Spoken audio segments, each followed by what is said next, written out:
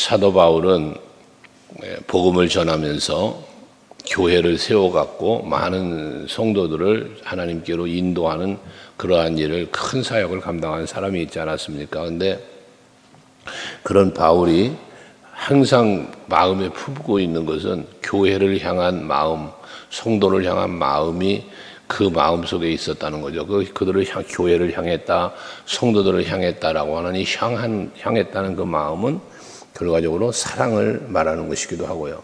그래서 오늘 본문에서도 말씀하고 있습니다만은 내가 너희들 앞에 근심 중에 나아가지 않기로 스스로 결심을 했다라고 말을 하는데, 근심하는 마음을 갖고 너희들 앞으로 나아가지 않기로 스스로 결심을 했다는 것이거든요.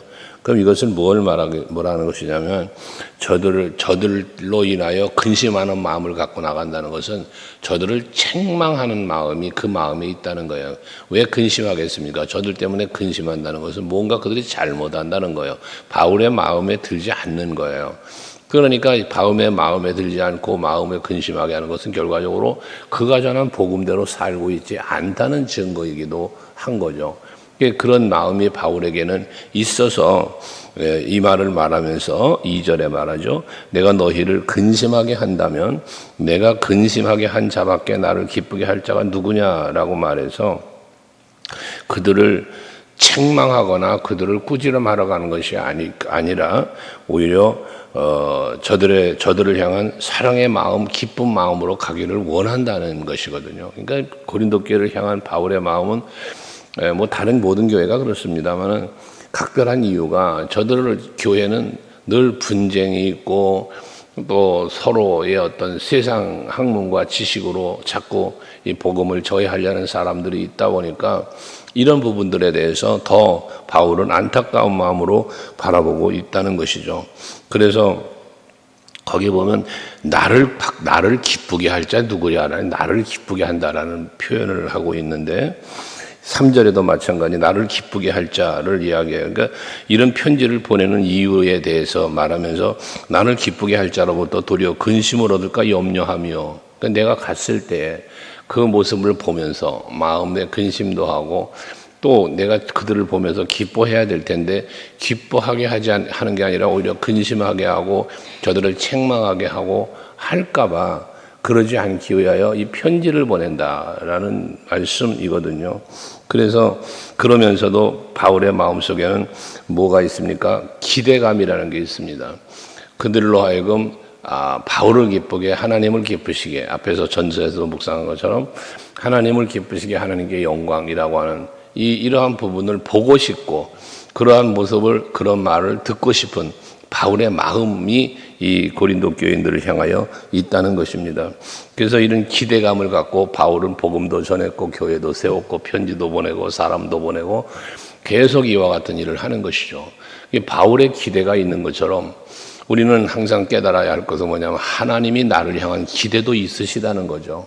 하나님이 나를 향하여 거는 기대, 내가 너로 인하여 기뻐하고 내가 너로 인하여 마음에 하나님의 영광이 기쁨이 뜻이 이루어지는 그런 모습을 보고 싶어 하시는 하나님의 기대감이라는 게 있다고 말이에요. 그러니까 우리가 하루하루 날마다 살지만 하나님 앞에 나와서 아침에 일어나시며 예배하고 기도하고 시작을 하잖아, 우리가요. 그럼 이 예배와 기도를 통해서 우리들의 마음에 간직해야 될 마음 중에 하나가 뭐냐면 하나님이 나에게 요구하시는 것, 하나님이 나에게 원하시는 것, 이게 무엇일까를 헤아려 보는 이 아침 예배와 기도 시간이 될 수 있어야 된다는 거죠. 늘 이건 자주 말하는 거지만 그래야만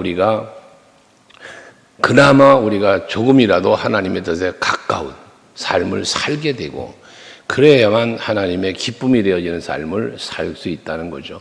여기 바울의 기쁨을 말하지만 사실 바울이라고 하는 어떤 한 사람의 기쁨이기보다 바울의 기쁨은 곧 하나님의 기쁨이 될 수 있어요. 왜?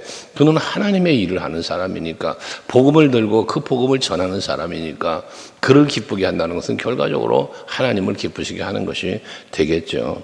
근데 이런 마음을 갖고 저들에게 다가가고 편지도 보내고 사람도 보내고 왜 그랬는가? 4절에 보면 내 마음에 큰 눌림과 걱정이 있어 많은 눈물로 너에게 썼다. 여기 눈물 이야기를 또 하죠.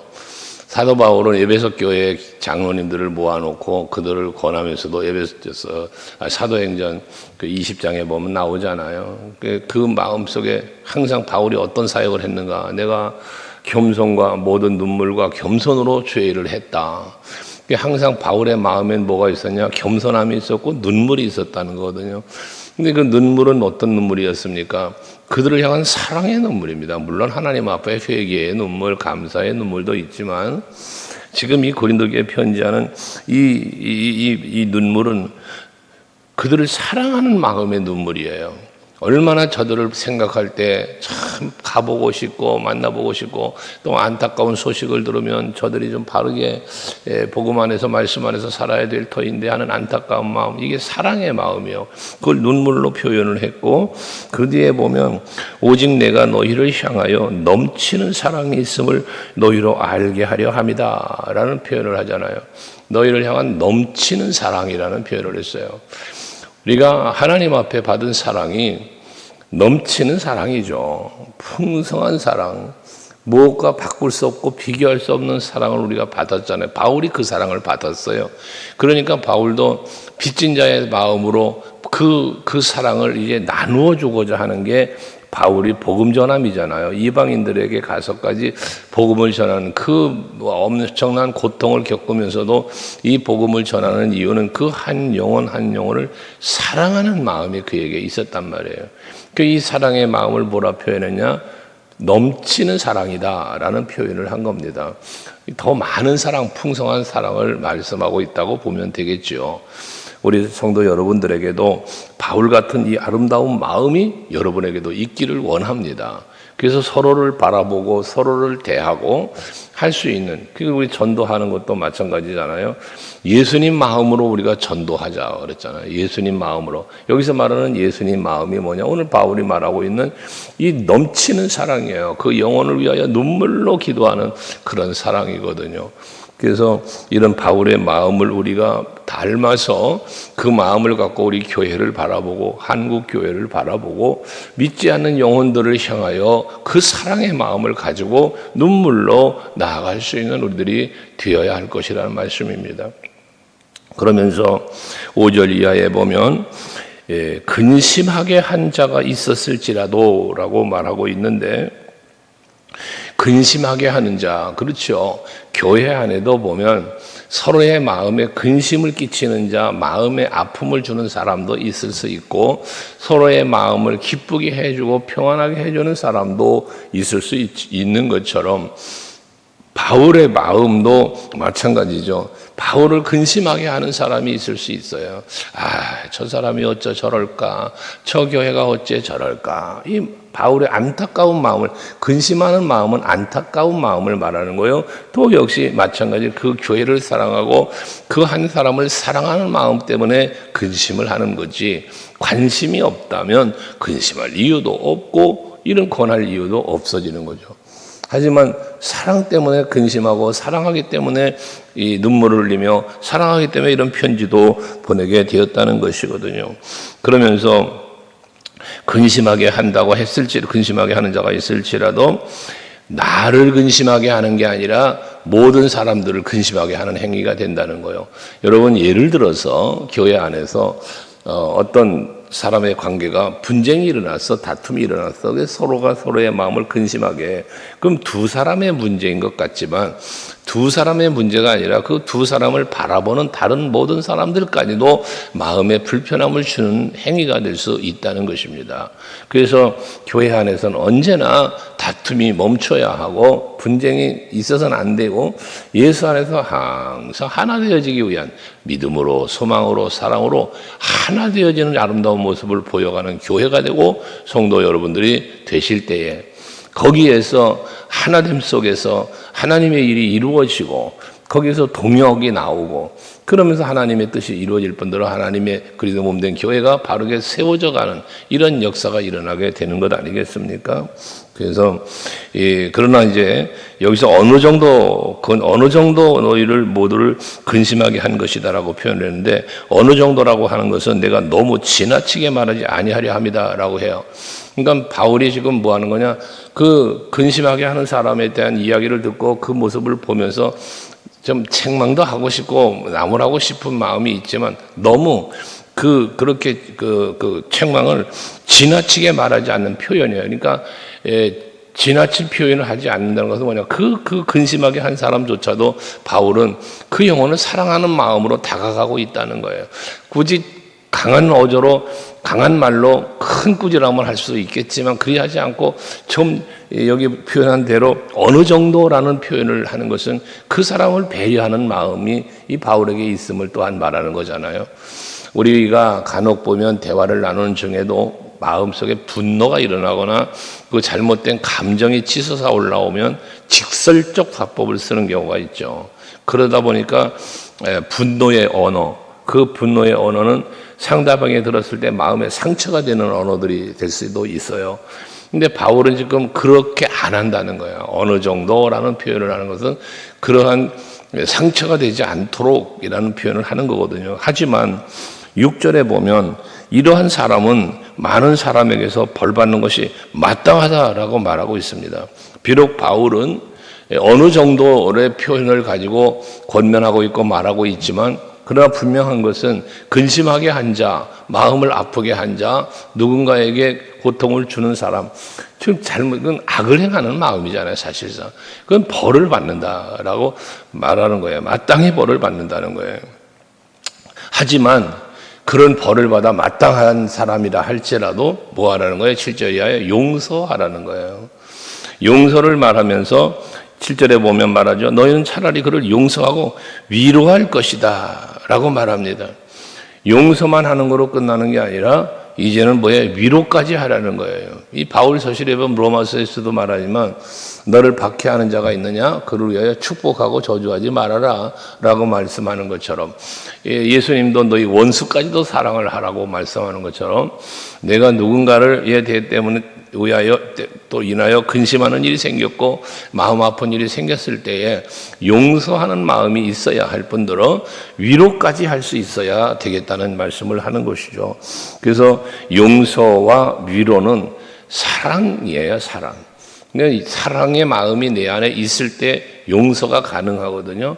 용서에 대해서는 예수께서 베드로와의 대화에서도 말씀한 것처럼 7번씩 70번이라도 마태복음 18장 보면 말하잖아요.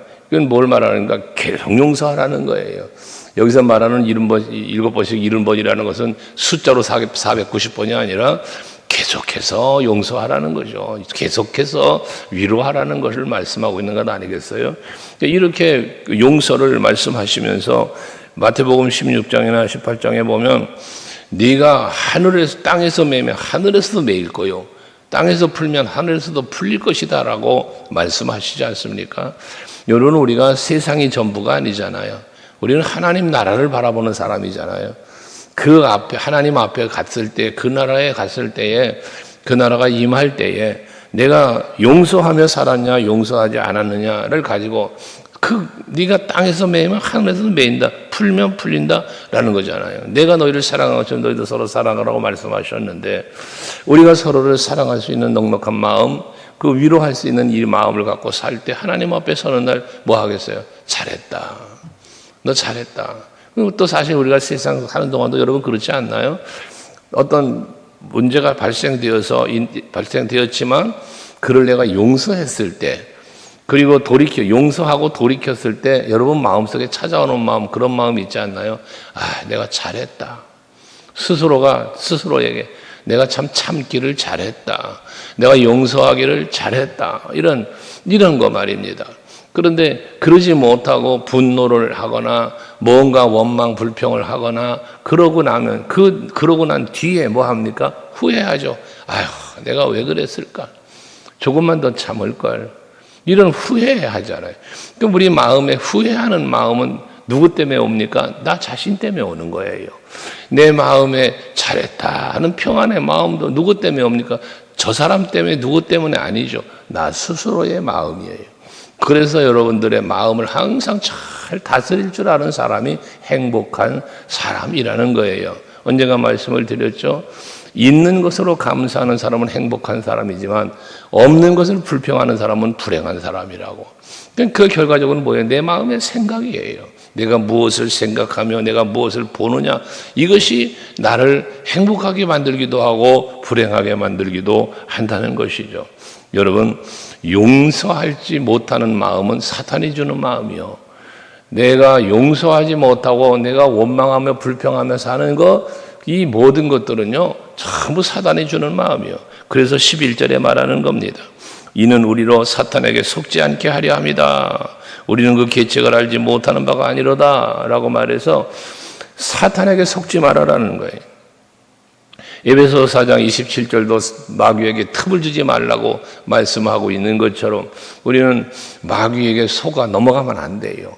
베드로 사도가 베드로서에서도 말하지만, 베드로전서 5장 8절에 말하지만 우리는 깨어라 근신하라고 해 사단 마귀가 우는 사자처럼 삼킬 자를 두루 찾는다라고 말씀을 하시지 않습니까?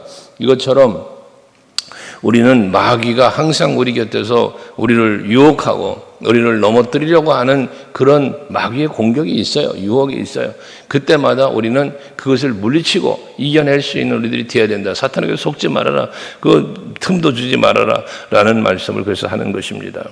그러면서 12절 이하의 말씀에 보면은 이김에 대한 말씀을 하는데 14절에 보면 항상 우리를 그리스도 안에서 이기게 하시고 우리로 말미암아 각처에서 그리스도를 아는 냄새를 나타내신 하나님께 감사한다. 여기서 이긴다는 것은 결과적으로 무엇을 말합니까? 앞에 이어진 말씀으로 연장해서 생각해 보면 용서할 수 있는 마음, 사랑으로 대할 수 있는 마음, 사람들에게 나아갈 수 있는 마음, 이게 이기는 거예요. 그러니까 그리스도 예수로 말미암아 우리에게 이김을 주신다. 또 우리를 사랑하시느로 말미암아 우리가 넉넉히 이긴다. 이 이김에 대한 표현을 하는데 그 이김 속에 항상 누가 있어요? 예수가 있어요. 그러니까 우리가 세상을 이기고 그 요한복음 16장도 말하지만 내가 너희 환난을 당하나 담대해라. 왜? 내가 세상을 이겼노라 라고 말하잖아요. 그러니까 예수께서 세상을 이기신 이김이 뭐예요? 사랑으로 이기신 거예요. 그것처럼 여러분들도 마찬가지예요. 여러분이 이기는 신앙생활은요, 이기는 신앙생활은 믿음, 소망, 사랑 세 가지 다 필요해요. 이기는 신앙생활은. 그런데 그 이기는 신앙생활의 큰 힘과 능력은 그 믿음도 소망도 사랑도인데 사랑이 제일입니다. 여러분, 그래서 사랑의 마음을 잃지 않아야 돼요. 하나님 사랑하는 마음, 이웃을 사랑하는 마음, 여러분 자신도 사랑해야 돼요. 그런 마음이 여러분의 영성을 지키고 여러분의 삶을 행복하게 하는 것이기 때문에 그렇습니다. 이렇게 이기게 하는 그 이김이 결과적으로 그리스도의 냄새라는 말이에요. 그래서 사람들에게 그리스도 냄새를 낸다. 냄새는 코로 맡을 수 있는 향기인데요. 여러분의 사랑의 향기가 저들에게 코로 맡는 게 아니라 눈으로 보는 향기를 말하는 거죠. 여기서 냄새는 눈으로 보는 냄새예요. 아, 저 사람은 예수의 사람이구나. 저 사람은 어떻게 저렇게 사랑하며 용서하며 살 수 있지? 이게 예수의 냄새를 내는 것 아니겠습니까? 그러면서 16절에 말하죠. 이 사람에게는 사망으로부터 사망에 이르는 냄새, 저 사람에게는 생명으로부터 생명에 이르는 냄새가 있다는 거예요. 사망에 이르는 냄새, 생명에 이르는 냄새입니다. 데살로니가전서에 보면 데살로니가 교회에 대한 기록이 있죠. 거기 보면 그들에 대한 소문이 나요. 소문. 이게 냄새예요. 그들에 대한 소문은 믿음의 역사와 사랑의 수고와 소망의 인내가 있다. 이 소문이 났다는 거예요. 그래서 여러분들에 대한 소문은 어떻게 날 것인가? 우리 교회에 대한 소문은 어떻게 날까?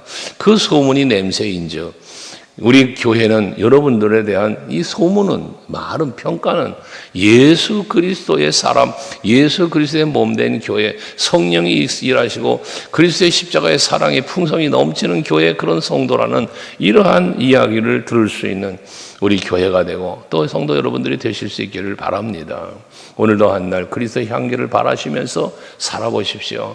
여러분도 행복할 것이고 또 다른 그 누군가에게 큰 평안과 행복을 선물해 주실 겁니다. 물론 하나님 기뻐하실 것이고요. 기도하시겠습니다.